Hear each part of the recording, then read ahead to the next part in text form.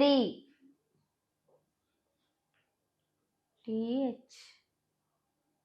ട്രീയുടെ സ്പെല്ലിംഗ് അങ്ങനെടാ.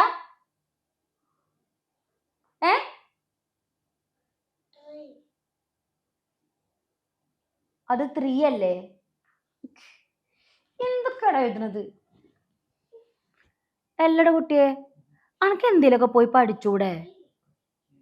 എന്ത് മുമ്പോയിൽ നോക്കിലിരിക്കില്ല? എന്ത് അച്ഛനെ പോലെ ഇരിക്കേണ്ടി വരും. പിന്നെ പണിക്കും പോവാതെ അത് കിട്ടുന്ന ജോലി ഇങ്ങനെയൊക്കെ ആയിരിക്കാം കേട്ടാ.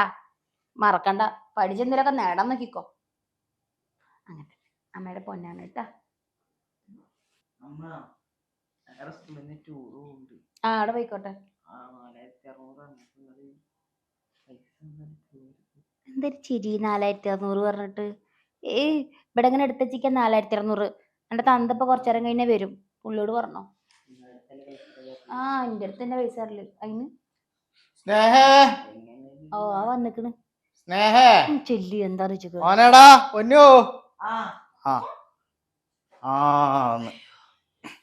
അതിലുണ്ടാ നിങ്ങൾ ചോദിച്ച സാധനം അത് കൊണ്ടുവച്ചാളാ. അച്ഛന്റെ പണി സാധനങ്ങൾ തുണിയാണ് എന്നാണ് ആത്തിക്ക. ആടാ അലമാര കൊണ്ടക്ക്. ആ പട്ടുസാരിയുടെയും സ്വർണത്തിന്റെ ഇടയില് കൊണ്ടക്ക്. അച്ഛൻ പട്ട് പോലെ നോക്കണതാ. ഒടയണ്ട. ഇങ്ങനെ പരിഹസിക്കണ്ട. അത് പട്ടുസാരിയുടെ ഇടയിൽ കൊണ്ടാക്കണല്ല, എന്റെ കുറച്ച് മുഷിഞ്ഞ തുണിയാണ്.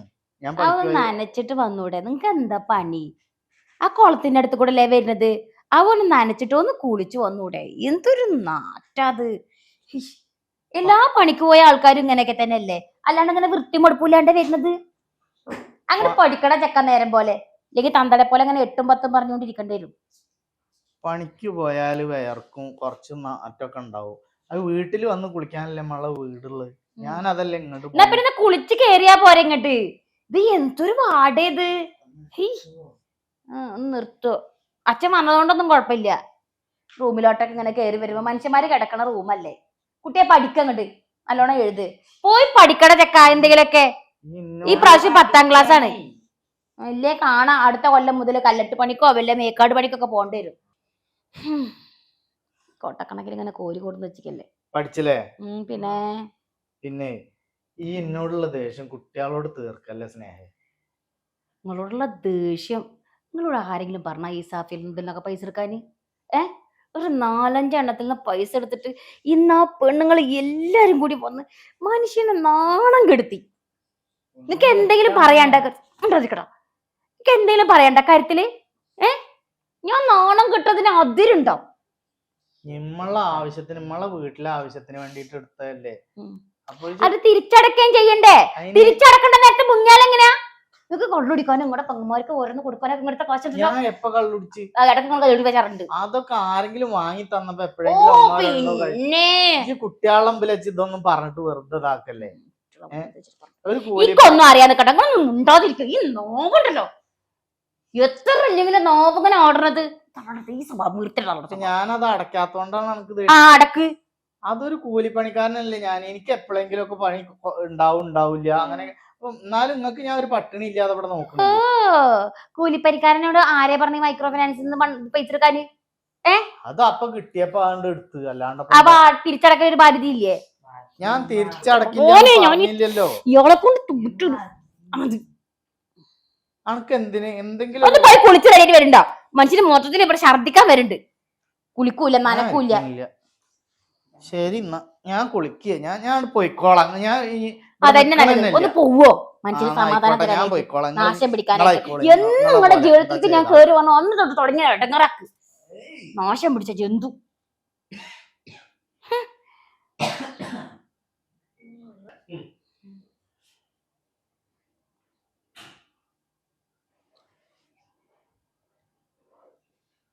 അമ്മ എന്തിനാ അമ്മ അച്ഛനോട് ഇങ്ങനെ ചൂടാവുന്നേ? അച്ഛൻ പോയില്ലേ? എത്ര പണിയെടുത്തിട്ടാ വന്ന്, ക്ഷീണിച്ചിട്ടാ വന്ന്.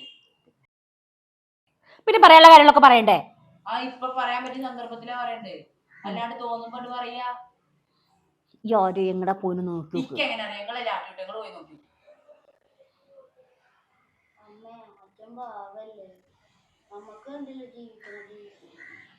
ഒരു ബ്ലോക്ക് കഴിഞ്ഞ മനുഷ്യനല്ലേ നിങ്ങൾക്ക് അറിയില്ലേ? പോയാലേ നിങ്ങൾക്ക് മനസ്സിലാവുള്ളൂ.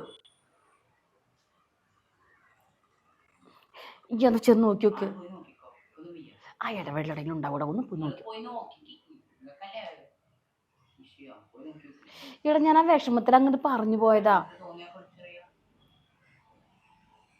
വാടാ ഒന്ന് പോയി നോക്ക്.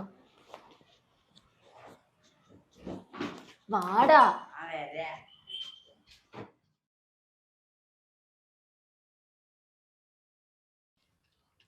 ഇതെടാ അച്ഛൻ. അച്ഛൻ എന്താ ഇവിടെ ഇരിക്കുന്നേ? എന്നിട്ട് വായോ. വരാടാ. ഞങ്ങൾക്ക് അച്ഛൻ മാത്രമേ ഉള്ളൂ. അതാടാ ഭക്ഷണം കഴിച്ചാ? ഭക്ഷണം കഴിക്കാൻ അച്ഛൻ വരണം. അച്ഛൻ അച്ഛൻ വരാം ഭക്ഷണം കഴിക്കും. നിങ്ങൾ നടക്കേ അച്ഛൻ വരാ നടന്നോ. ആയിക്കോട്ടെ എന്താണ് വരാ അച്ഛൻ പൊക്കോളം അച്ഛൻ വരാ.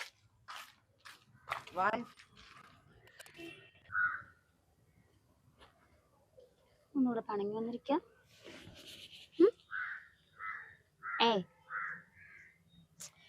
ഫോൺ സ്വിച്ച് ഓഫ് ആക്കി വെച്ചിരിക്കണേ. ഞാനത് ഓണാക്കി വെച്ചിട്ട് എന്താ കാര്യം? എനിക്കാരോടും പണക്കൂല്ല, ഒന്നുമില്ല.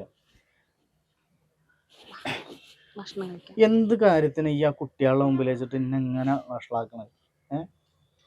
ഒന്നുമില്ല, ഞാൻ ഒരു അച്ഛനല്ല അവരുടെ. കുട്ടികൾ ഇത് കണ്ടിട്ടല്ലേ പഠിക്കുക. ഈ ആദ്യം ഒരു കാര്യം മനസ്സിലാക്കണം, ഞാൻ ഒരു കൂലിപ്പണിക്കാരനാണ്. എനിക്ക് ഈ കളർ മുണ്ടും ഇതേപോലത്തെ ബനിയനും ഇതൊക്കെ ഇടാനേ അറിയുള്ളൂ, ഇതിട്ടിട്ട് നടക്കാനേ അറിയുള്ളൂ. അതുപോലെ പണി മാറ്റിയിട്ട് കുളിച്ചിട്ട് വീട്ടിൽ കയറി വരണം, അങ്ങനെയൊന്നുമില്ല. നമ്മളെ വീടല്ലേ. ഞാൻ നിങ്ങളെന്നെ സ്നേഹിക്കണ പോലെ നിങ്ങൾ ഇനിയും സ്നേഹിക്കുന്നുണ്ടെന്നാണ് ഞാൻ കരുതുന്നത്. പക്ഷെ എൻ്റെ വായിൽ നിന്ന് വരുന്ന വാക്കുകൾ ചില സമയത്തൊക്കെ വല്ലാതെ വിഷമം ഉണ്ടാക്കുന്നുണ്ട്. കുട്ടികൾ ഇത് കേൾക്കുന്നുണ്ട്. പിന്നെ ഇതൊക്കെ മാറ്റിയിട്ട് ഞാൻ ഇരുന്ന് കഴിഞ്ഞാൽ നടന്നു കഴിഞ്ഞാൽ, ഞാനിപ്പോൾ പാൻറ്റും സൂട്ടും കോട്ടും ഇട്ടിട്ട് നടക്കാൻ എനിക്ക് പറ്റില്ല. അങ്ങനെ ഞാൻ നടന്നു കഴിഞ്ഞാൽ ഞാനല്ലാണ്ടേയോ. അതാ ഞാൻ പറഞ്ഞത്, ഞാൻ ഒരു സാധാരണ മനുഷ്യനാണ്, സാധാരണക്കാരനാണ്. ഇന്നെപ്പോലത്തെ ആൾക്കാർക്കും വേണ്ട ഇവിടെ ജീവിക്കുക. ഇന്നെപ്പോലത്തെ ആൾക്കാർ ഇവിടെ ജീവിക്കണില്ലേ? കല്യാണം കഴിച്ച് കുട്ടികളും ഭാര്യയും മക്കളും ഒക്കെ ആയിട്ട് ജീവിക്കണില്ലേ? അത് ഈ ഒന്ന് മനസ്സിലാക്കണ്ട. അല്ല, കേൾക്കുമ്പോ വലിയ സങ്കടമുണ്ട്.